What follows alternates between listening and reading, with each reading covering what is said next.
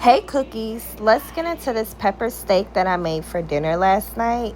So I'm gonna go ahead and start off by using half of a white onion, and I am gonna use half of a green bell pepper and half of a red bell pepper.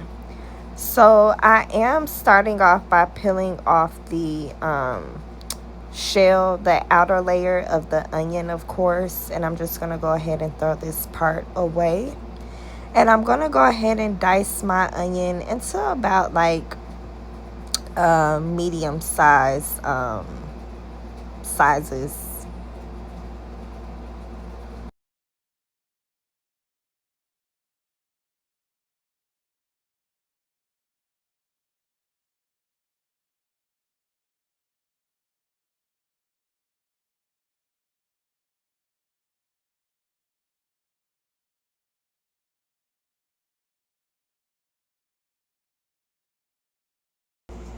Now you see me here going ahead and cutting my bell peppers. I am de-seeding the center of my bell pepper, and this is how I usually do it. I just cut the core out and make sure I get all the seeds out, just like this. And I will go back and wash the rest of the seeds out that you saw in the middle. And now I'm going to go ahead and dice my peppers up very well, about the same size of my white onion. Now, I found a good buy on these steaks. I had got these 2 ribeye steaks from Kroger for about $24, which is amazing. Because at Publix, these probably would have been $30. So I at least saved $6. But I am getting all the moisture out of my steak because, key tip, when you pat your steaks dry with a paper towel, they cook better, meaning they get a nice sear, a nice coating, a nice caramelization on the steak. And mind you, I am going ahead and adding about half a teaspoon of salt, pepper, and garlic seasoning, a half a teaspoon of garlic powder, a half a teaspoon of onion powder, and I am going to use a half a teaspoon of Tony's and a half a teaspoon of roasted garlic and herb seasoning. Now, mind you, I am going to season both sides of my steak so it can have a nice flavor to it. And mind you, I'm going to keep these same seasonings for my gravy and also seasoning my peppers and my onions as well. So once I rub my seasonings in, I do pat them, kind of push the seasonings into the steak as well. And like I said before, I just flip my steaks over, and I'm going to use the same exact seasonings and the same measurements that I used as before.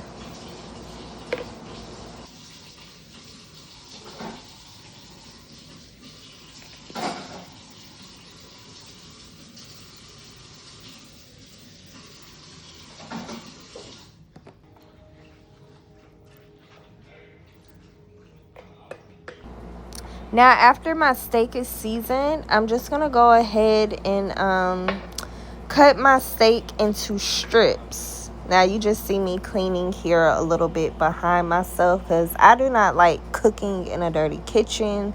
I also get overwhelmed by that.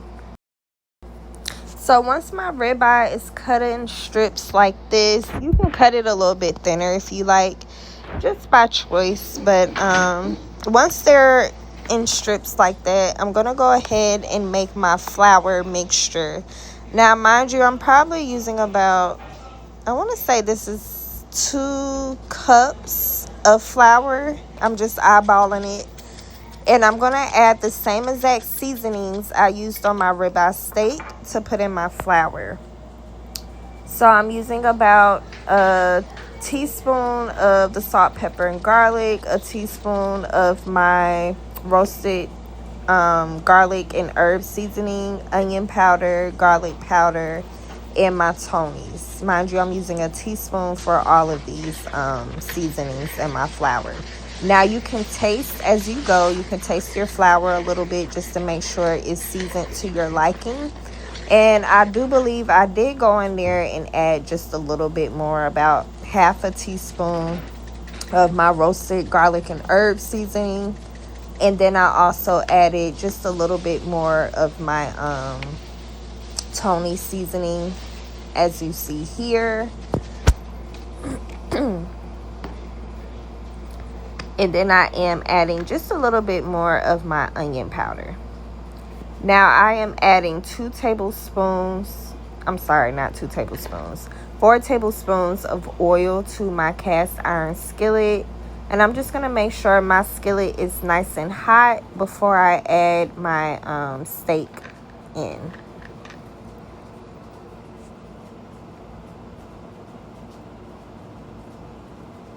And you want to make sure you shake off the excess flour.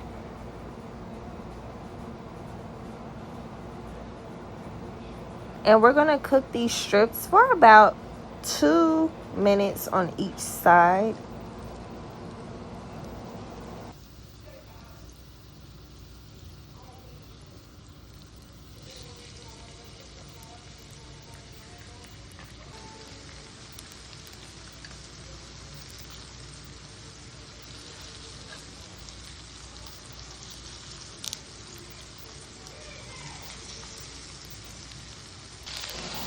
And now I'm going to go ahead and start removing my steak from the pan.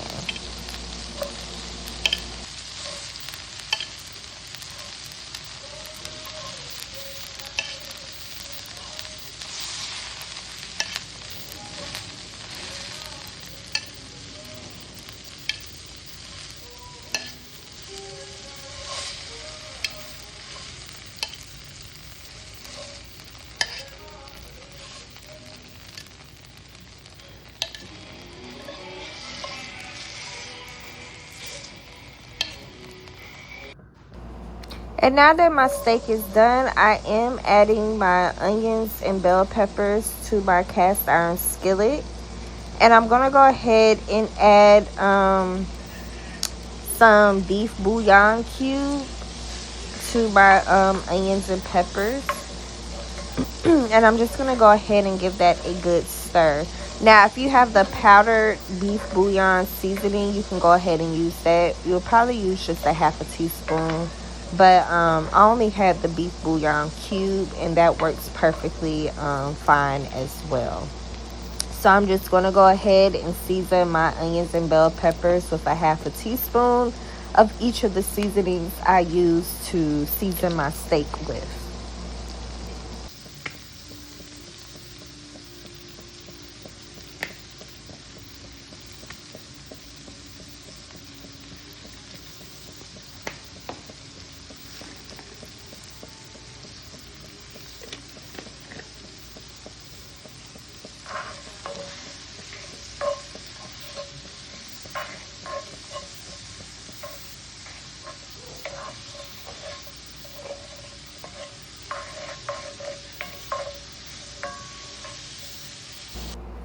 Now I'm adding about 2 tablespoons of cooking oil. I am using vegetable oil to the center of my onions and peppers.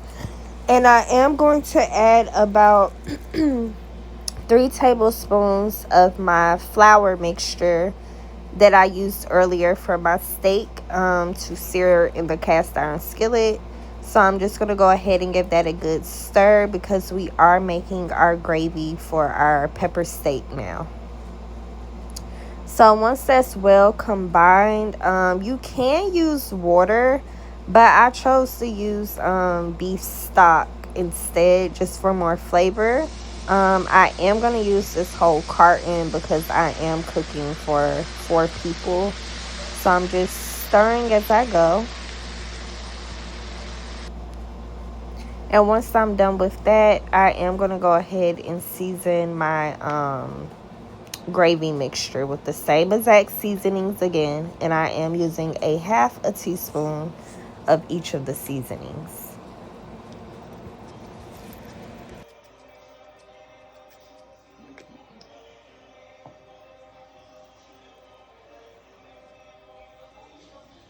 And here I did go ahead and add 2 beef bouillon cubes, and I am using half a teaspoon of some Worcestershire sauce. And I am going to go ahead and add my steak back to my gravy mixture. And I'm going to make sure this gets to a nice simmer. And I'm going to cover it for about 15 minutes with some aluminum foil, because I do not have a lid for my cast iron skillet, of course. But I'm just giving this a good stir, and I let it cook for 15 minutes covered. And then I will come back and add a little trick to my pepper steak, which you will see in a minute. But here I am washing my rice to make sure it is nice and clean, because you do not want to eat dirty rice. Look at all that film. Let's see, voila. Now it's starting to thicken up a little bit. So once I give this a good stir, I am going to use about a 1/4 cup, well, let's say a 1/2 cup of my cream of chicken. I am going to add this to my peppered steak. This just makes the gravy more creamier, a little bit richer, and it gives it a nice consistency, not too thick, but just right. So I am using about 1/2 cup of that cream of chicken. And mind you, I am using the Pacific kind because it is better. But once I added that cream of chicken, I did cover it for 15 more minutes, like I said. And it came out so good, you guys. Very nice. As you can see here. Yeah.